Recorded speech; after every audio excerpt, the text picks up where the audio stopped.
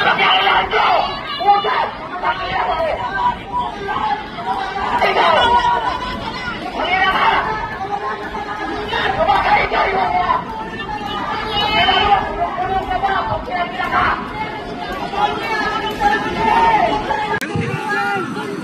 Dito, doon ka! Sa Malacanang! Sa Malacanang, doon ka! Hindi dito! Hindi dito welcome ang Duterte at Marcos kasi para silang kurakot! Oh! Lumabas ka! Lumabas ka na! Kung ayaw mo magkagulo, lumabas ka na! Hindi ako nagugulo ha! Kaya nga, lumabas ka na para walang gulo!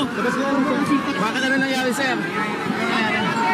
Marcos mapasok dito, para sa mga kurakot. Doon sa Malacanang, sarado yung Ano siya, Malacanang. supporter niya lang? Ni Marcos, naka-t-shirt eh.